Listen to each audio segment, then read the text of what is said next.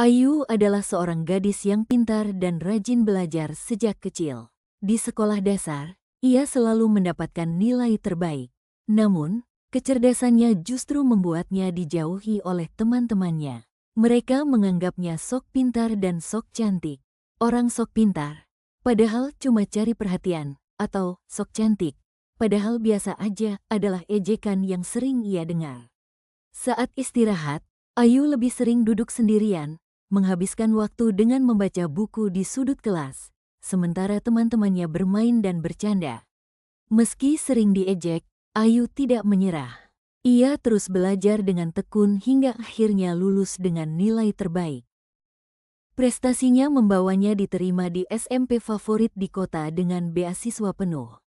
Awalnya, keluarganya masih bisa bertahan meskipun hidup sederhana. Namun, tak lama setelah Ayu masuk SMP, bencana menimpa keluarganya. Orang tuanya ditipu oleh keluarga mereka sendiri, kehilangan rumah dan seluruh tabungan mereka. Sejak saat itu, hidup Ayu berubah drastis. Kini, Ayu dan keluarganya harus tinggal di sebuah gubuk kecil berdinding kayu lapuk dan beratapkan terpal yang sering bocor saat hujan. Mereka hidup tanpa listrik, sehingga Ayu harus belajar dengan cahaya lilin atau senter yang baterainya sering habis. Untuk mengisi daya, ia harus menumpang di warung tetangga dan membayar beberapa ribu rupiah. Kesulitan tidak berhenti di situ. Jarak sekolahnya sangat jauh, dan Ayu harus berjalan kaki setiap hari, menyusuri tepian sungai curam. Jika hujan deras, sungai meluap dan arusnya sangat deras, membuat perjalanan semakin berbahaya. Jika ada anjing liar atau orang gila berkeliaran, ia terpaksa mengambil jalan memutar yang lebih jauh melewati kota. Di situasi yang membuat Ayu bersedih itu, bahkan di kampungnya sendiri, Ayu justru makin sering dicibir. Setiap pagi, saat ia berangkat sekolah, tetangga berbisik atau bahkan terang-terangan mengejeknya. Kasihan ya jalan kaki kalau sekolah. Masuk ke SMP favorit seharusnya menjadi awal yang baik bagi Ayu, tetapi di sana, ia kembali menghadapi ejekan dan penghinaan. Teman-temannya berasal dari keluarga kaya, anak pejabat, dokter, guru, dan pengusaha besar. Sementara mereka diantar dengan mobil mewah, Ayu hanya berjalan kaki.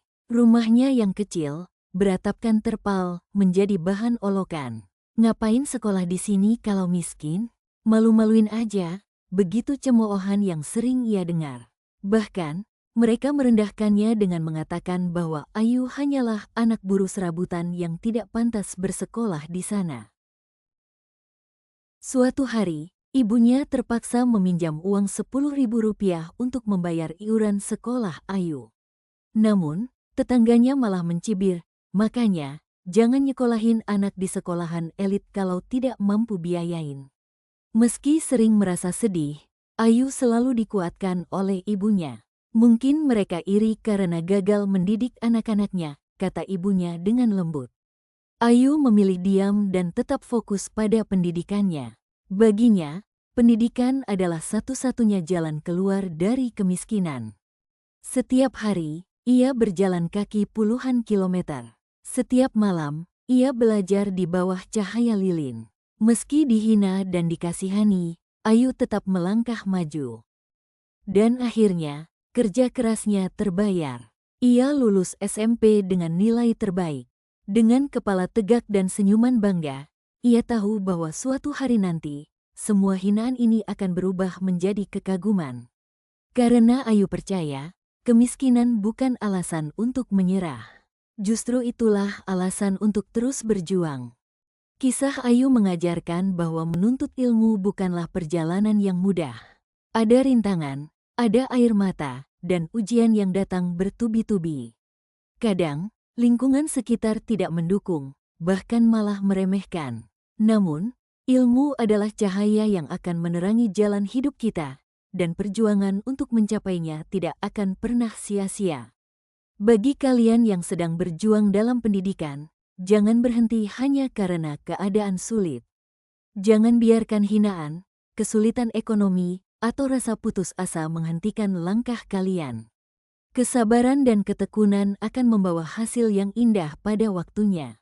Untuk para orang tua di luar sana, anak-anak membutuhkan dukungan dan doa kalian lebih dari apapun. Terkadang, mereka lelah, merasa putus asa, dan ingin menyerah. Kata-kata kalian adalah kekuatan mereka, pelukan kalian adalah penyemangat terbesar dalam hidup mereka. Meskipun keadaan sulit, jangan pernah berhenti menguatkan mereka. Karena setiap pengorbanan yang kalian berikan akan menjadi bekal berharga bagi masa depan mereka.